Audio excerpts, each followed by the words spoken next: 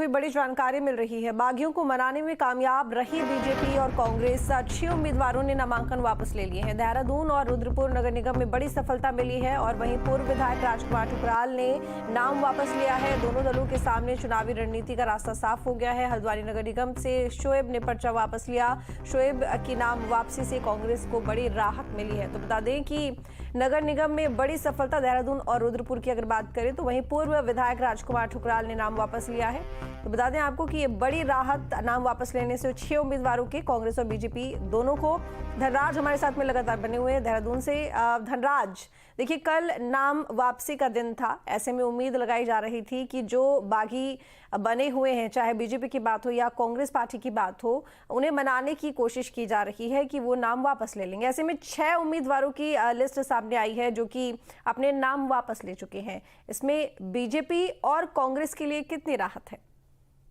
जी बिल्कुल, देखिए जिस तरीके से उत्तराखंड के अंदर नगर निकाय का चुनाव का जो बिगुल है वो बच चुका है और देखिए कि पार्टी की जो टेंशन बढ़ाते हुए नजर आ रहे थे वो कहीं ना कहीं बागी नेता नजर आ रहे थे, क्योंकि बागियों ने भी कहीं ना कहीं निर्दलीय के रूप में अपने नामांकन दर्ज किया था। लेकिन कल आखिरी दिन था और आखिरी दिन कहीं ना कहीं सभी जो पार्टी से नाराज चल रहे थे, चाहे वो बीजेपी के हों या कांग्रेस के हों, उनको सबको पार्टी ने मना लिया है। कहीं ना कहीं पार्टियों की जो टेंशन है वो कहीं ना कहीं दूर होती हुई नजर आई है, क्योंकि यदि पार्टी से बागी होकर वो चुनाव लड़ते तो कहीं ना कहीं पार्टी को नुकसान पहुंचाने की संभावना थी। लेकिन जिस तरीके से 6 नाम सामने निकल कर आए हैं, जिसमें बड़े नाम है पूर्व विधायक जो है राजकुमार ठुकराल, उनका भी नाम है, उन्होंने भी नाम वापस लिया है। तो कहीं ना कहीं ये कहा जा सकता है कि एक बड़ी सफलता जो है बीजेपी और कांग्रेस को यहाँ पर मिली है, क्योंकि जो बागी हुए थे उनको सभी को मना लिया है और अब यानी कि कहा जा सकता है कि अब दोनों ही पार्टियों की जो चुनाव लड़ने की स्थिति है वो बिल्कुल साफ हो चुकी है।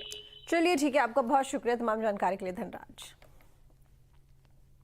यमुना घाटी के बड़कोट में बगावत करने वाले निर्दलीय प्रत्याशियों में से एक प्रत्याशी को बीजेपी मनाने में कामयाब हो गई है। बगावत का नामांकन करने वाली कृष्णा राणा ने बीजेपी के पक्ष में अपना नाम वापस ले लिया है और बीजेपी ने बड़कोट के शिशु मंदिर कैंपस में ये जानकारी दी। इसके साथ ही कल बीजेपी से बगावत का निर्दलीय प्रत्याशी के रूप में ताल ठोकने वाले कपिल देव रावत का नामांकन रद्द होने पर बीजेपी प्रत्याशी अतुल रावत ने कहा कि नामांकन रद्द होना कानूनी कार्रवाई है जो प्रशासन के संज्ञान में पहले से ही था। मैंने अपना नामांकन निर्दलीय कराया था और क्योंकि मुझे मेरी पार्टी ने टिकट नहीं दिया, इसलिए मैंने अपना नामांकन निर्दलीय कराया। फिर भी मुझे प्रदेश नेतृत्व का निर्देशन है कि आप पार्टी के लिए काम करो और सभी कार्यकर्ताओं का निर्देशन है मुझे। मैं संगठन की हूँ, मेरे लिए संगठन सर्वोपरि है। मैं संगठन के लिए तन मन से काम करूँगी।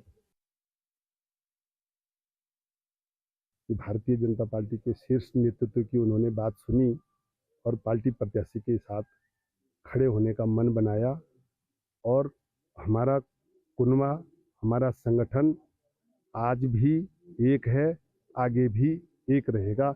ये मैं आप लोगों को और बहन कृष्णा राणा जी को वचनबद्धता के साथ बात कहना चाहता हूँ।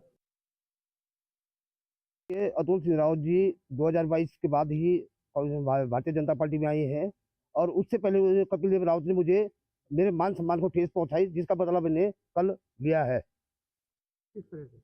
आपत्ति लगा के मान सम्मान कैसे थे?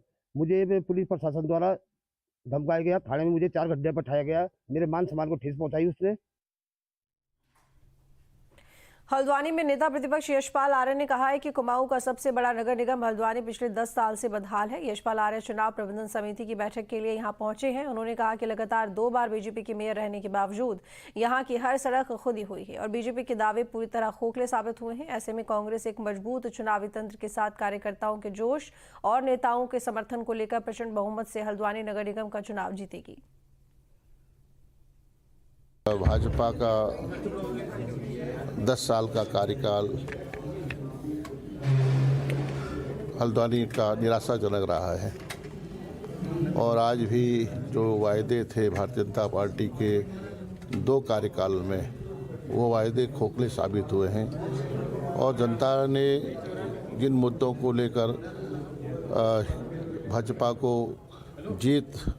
भाजपा ने जीत दर्ज की थी, आज वो वायदे, चाहे सड़कें हों, चाहे यहाँ का सीवर लाइन हो, चाहे यहाँ की बिजली की व्यवस्था हो, चाहे जो सीमा विस्तार से जुड़े हुए जो गांव हैं, जिन्हें शहर का रूप दे दिया गया है, आज भी बदहाल हैं।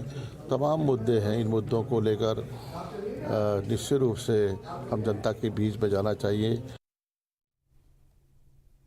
कुमाऊं के सबसे बड़े नगर निगम हल्द्वानी में 267 पार्षदों ने नामांकन कराया था, जिसमें से 9 नामांकन निरस्त हो गए और अभी तक 8 पार्षद प्रत्याशी अपना नामांकन वापस ले चुके हैं।